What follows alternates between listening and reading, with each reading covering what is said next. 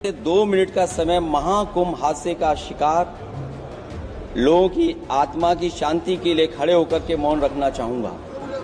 अगर किसी अन्य को भी सच्चे मन से मृतकों के प्रति सच्चा भाव है तो वो भी हमारे सांसदों के साथ खड़ा होकर के ये मौन श्रद्धांजलि अर्पित कर सकता ये है। माननीय सदस्य अध्यक्ष महोदय अगली लाइन अध्यक्ष महोदय। ये विषय अध्यक्ष महोदय, आप सीनियर लीडर हैं। अध्यक्ष महोदय, ये अधिकार आपका है। कभी नहीं रही। ये मैंने विषय मेंशन करते हुए भरोसा है इस विषय पर मौन कर दिया था, इसलिए अध्यक्ष का अधिकार है। हाँ, मैं वही अध्यक्ष महोदय। मौनी अमावस्या के दिन महाकुंभ में हुई भगदड़ के सच को छिपाने में जुटी तथाकथित हिंदूवादी पार्टी को एक बार फिर से अखिलेश यादव ने जम के धोया है। संसद में अखिलेश यादव ने कुछ ऐसा किया है कि महाकुंभ भगदड़ के सारे झूठ एक के बाद एक करके सामने आ गए हैं। इसने न सिर्फ बीजेपी बुरी तरह से फंस गई है, बल्कि महाकुंभ के फर्जी दावों की सच्चाई भी सामने आ चुकी है। अखिलेश ने पोल खोल अभियान से लोकसभा अध्यक्ष इतना घबराए हैं कि ये मेरा अधिकार करने लग गए हैं। अखिलेश ने महाकुंभ भगदड़ को लेकर कौन सा ऐसा आंकड़ा पेश किया है जिससे तथाकथित हिंदूवादी पार्टी को मिर्ची लगी है, ये हम आपको अपनी इस रिपोर्ट में आगे बताने वाले हैं। साथ में इस पर भी चर्चा करने वाले हैं कि महाकुंभ भगदड़ में अखिलेश यादव के सवाल से किस तरह तथाकथित हिंदूवादी पार्टी बुरी तरह से फंस चुकी है। नमस्कार, आप देख रहे हैं 4 PM और मैं हूं सिमरन। दोस्तों, लोकसभा का शीतकालीन सत्र चल रहा है। मंगलवार को बजट सत्र के बाद राष्ट्रपति के अभिभाषण पे चर्चा हो रही है। इसमें लोकसभा अध्यक्ष ने अखिलेश यादव को भी बोलने का मौका दिया है। मौका मिलते ही अखिलेश यादव ने महाकुंभ में हुई बड़ी घटना एक बार फिर से अपने कड़े तेवर दिखाए हैं। उन्होंने महाकुंभ को लेकर जो सवाल खड़े किए हैं उससे न सिर्फ पूरे महाकुंभ हादसे की सच्चाई को खोल के रख दिया है, बल्कि विपक्ष को असली सनातनी होने का प्रमाण भी दिया है। आपको बता दें कि महाकुंभ में मौनी अमावस्या के दिन बहुत बड़ा हादसा हुआ, लेकिन हादसे की सच्चाई क्या थी अभी तक सामने आ ही नहीं पाई है। मीडिया रिपोर्ट्स और कुंभ में पीड़ित के बयानों से तो यहाँ तक निकल के सामने आया है कि एक दो नहीं 6 जगहों पे भगदड़ हुई थी और हर भगदड़ में मरने वालों की संख्या जो थी वो काफी अच्छी खासी थी। बता दें कि दावा तो यहाँ तक किया जा रहा है कि मरने वालों की संख्या सैकड़ों में नहीं बल्कि हजारों में हो सकती है। हालांकि ये दावे कितने सही हैं या कितने गलत हैं ये बता पाना जो मुश्किल है, लेकिन एक बात तो बिल्कुल साफ है कि अगर सच में 6 जगहों पे भगदड़ हुई है तो ये बात जग जाहिर है कि जरूर मृतकों का आंकड़ा बढ़ा होगा, क्योंकि सरकार ने सिर्फ संगम नोच वाले भगदड़ का ही आंकड़ा पेश किया है। सरकार की ओर से आंकड़े आए थे, उसमें मरने वालों की संख्या 30 और घायलों की संख्या 60 के करीब बताई गई थी, लेकिन इसके बाद कोई आंकड़े नहीं आए हैं। यूपी सरकार या तथाकथित हिंदूवादी पार्टी के नेताओं ने जब भी ये सवाल किया है मरने वालों की संख्या कितनी है, वो हर बार यही कह के आगे बढ़ जाते हैं कि एसटीएफ जांच कर रही है। ऐसे में सवाल ये उठता है कि ठीक है, एसटीएफ जांच कर रही है, लेकिन जो श्रद्धालु भगदड़ में मरे हैं, घायल हुए हैं होंगे, उनके जो शव हैं उनको प्रशासन ने हटाया होगा, लेकिन प्रशासन के पास फिर भी आंकड़े क्यों नहीं हैं। दूसरा सवाल ये उठता है कि क्यों 17 घंटे तक यूपी सरकार और प्रशासन लीपापोती करता रहा। एक और जहां पीएम मोदी सुबह के 10 बजे ही घटना और मृतकों के परिवारों के प्रति शोक संवेदना करते नजर आए, दूसरी ओर योगी सरकार ने शाम दोपहर बाद माना कि बड़ी भगदड़ हुई है और 30 श्रद्धालुओं की मौत हुई है। ऐसे में सवाल ये भी उठता है कि किस तरह से पहले पीएम मोदी को जानकारी हो गई और सीएम योगी को ये बात में उनको ये हुई। इस मामले ने यूपी सरकार को कटघरे में लाके खड़ा कर दिया है। फिर हादसे के दिन सुबह हेलीकॉप्टर से हुई पुष्प वर्षा ने इस बात को और साफ कर दिया कि शायद यूपी सरकार भगदड़ और मौतों के आंकड़ों को छिपाना चाहती है, लेकिन सोशल मीडिया और तमाम मीडिया इन्फ्लुएंसर के जरिए पूरी घटना सामने आ गई है और बहुत हद तक ये भी साफ हो गया है कि कहीं ना कहीं पूरी घटना को छिपाने का प्रयास किया जा रहा है। यही वजह है कि महाकुंभ की घटना के नाम पर बीजेपी की सिट्टी पिट्टी गुम हो गई है। मंगलवार को जब अखिलेश यादव ने एक बार फिर से महाकुंभ भगदड़ के मुद्दे को सदन में उठाया तो बीजेपी नेताओं के चेहरे से हवाइयां ही उड़ गई। यहां तक कि जब अखिलेश यादव ने महाकुंभ के मृतकों के नाम पर मौन रखने की बात कह दी तो सदन में हंगामा खड़ा हो गया। खुद को तथाकथित हिंदूवादी पार्टी कहने वाली बीजेपी भी श्रद्धालुओं की मौत पर मौन से जो है वो पीछे हट गई है। इस बीच ओम बिरला भी अध्यक्ष की गरिमा को भूल गए, अपनी पार्टी को बचाने और अपने अधिकारियों का अधिकार जो उनके है उसका हनन करने का उन्होंने दावा करने लगे। देखिए और सुनिए कि अखिलेश यादव ने क्या कुछ सदन में महाकुंभ भगदड़ को लेकर कहा और किस तरह से पूरी घटना की पोल खोल के रख दी है। अभी तो अध्यक्ष महोदय मैंने बात शुरू नहीं की है, और जिन लोगों को तकलीफ है और जिनको दुख होना चाहिए उनके बारे में मैं, हालांकि वो बाद में कहना चाहता था महाकुंभ के बारे में, लेकिन अध्यक्ष महोदय क्योंकि बहुत सारे माननीय सदस्य ये सुन नहीं सकते हैं, इसलिए मैं बात वहीं से शुरू करता हूं।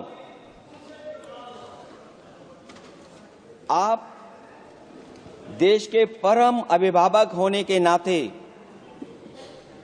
हमारा आपसे अनुरोध है कि जहां सरकार बजट के आंकड़े लगातार दे रही है, और जब मैंने अभिभाषण पढ़ा अध्यक्ष महोदय, बहुत सारे आंकड़े सरकार ने दिए हैं।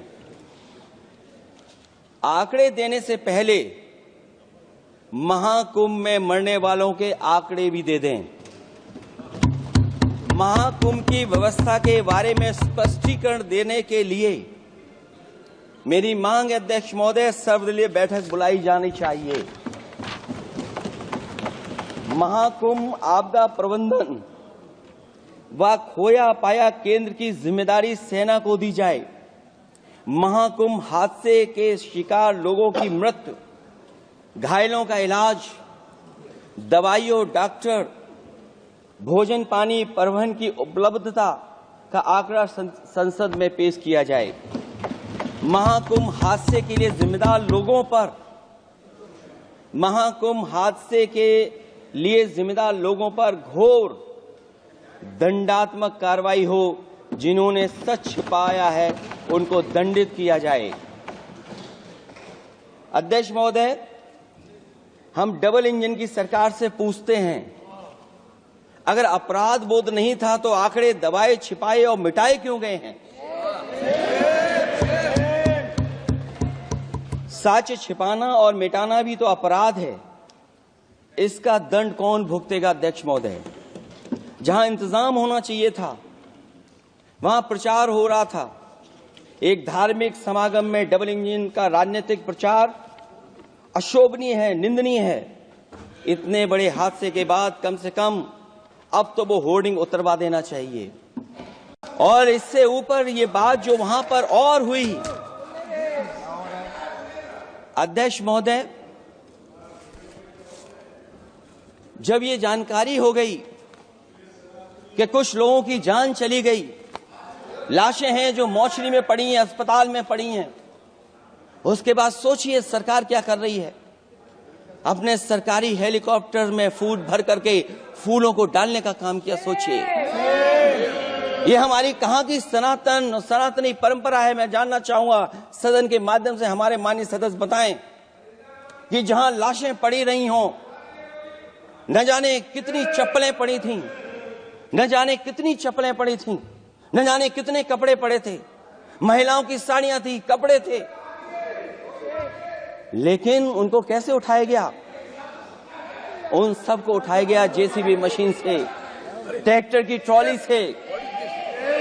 उनसे उठा करके कहां फेंका कोई नहीं जानता, लेकिन जब उनको लगा कि वहां से बदबू आ रही है तो यही सरकार के लोग छिपाने लगे हैं। यही आपका महाकुंभ का आयोजन था। और हर बात को छिपाने के लिए न केवल ये लोग मीडिया का सहारा ले रहे हैं, मीडिया का सहारा लेते लेते सुनने में आया है कुछ दबाव और कुछ स्वीटनर भी दिए जा रहे हैं जिससे उनकी खबरें बाहर ना आ जाएं। और अगर अध्यक्ष मोदी ये बात सब गलत है मेरी, अगर ये बात सब गलत मैं कह रहा हूं, तो अभी तो नेता सदन को अभी भाषण देना है। और मैं ये बात और कहना चाहता हूं, आप अपनी तरफ से जानकारी कर लीजिएगा। हमारे उत्तर प्रदेश के मुख्यमंत्री जी ने शोक नहीं प्रकट किया था। जब देश की राष्ट्रपति और प्रधानमंत्री जी ने शोक प्रकट किया, उसके बाद 17 घंटे बाद सरकार ने स्वीकार किया। अध्यक्ष मोदी, ये वो लोग हैं जो आज भी कोई सच्चाई स्वीकार नहीं कर सकते। इनका रास्ता क्या है मैं नहीं जानता हूं, कहां ले जाना चाहते हैं।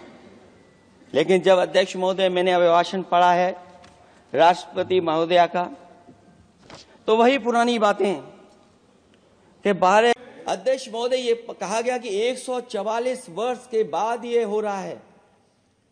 जहां तक मेरी समझ और जानकारी कहती है, जो एस्ट्रोनॉमी और एस्ट्रो चीजों को समझते होंगे वो ये स्वीकार करते होंगे जो भी कुंभ होता होगा वो 144 वर्ष के बाद ही होता होगा। लेकिन ये कहा गया कि नक्षत्र ऐसे हैं, तो मैं अध्यक्ष महोदय सरकार से कहना चाहता हूं कि सतयुग से लेकर के कलयुग तक ये सनातन परंपरा रही है कि संत महात्मा साधु समाज मुहूर्त के हिसाब से शाही स्नान करते हैं, उसमें नक्षत्रों के हिसाब से जो सहयोग बनता है वही शाही स्नान का मुहूर्त होता है। लेकिन भाजपा के राज में ये सनातन परंपरा टूट गई। पहले सरकार ने संत समाज को शाही स्नान रद्द करने का आदेश दिया, जिससे अनादिकाल की सनातन परंपरा टूटी। और फिर जब देश भर में ये बात उठी, तो उन्होंने हादसे को छिपाकर फिर से आदेश दिया कि अखाड़े शाही स्नान करने जाएं। इससे सरकार ने पावन मुहूर्त के स्थान पर अपने मनमाने समय पर स्नान कराने का आदेश दिया। देखा आपने किस तरह से अखिलेश यादव ने महाकुंभ हादसे में हुई एक सच को उजागर करते हुए तथाकथित हिंदूवादी पार्टी की कलई खोल दी है, साथ ही सनातन धर्म के अनुसार स्नान में हुई कमी को उजागर किया है। आपको इस पूरे मामले पे क्या लगता है? क्या अखिलेश यादव ने सदन में महाकुंभ मामले को उठाकर सही किया? क्या सदन के जरिए महाकुंभ हादसे की सच्चाई बाहर आएगी या नहीं? हमें अपनी राय कमेंट में जरूर बताएं। वीडियो को शेयर करें और लाइक करें। धन्यवाद।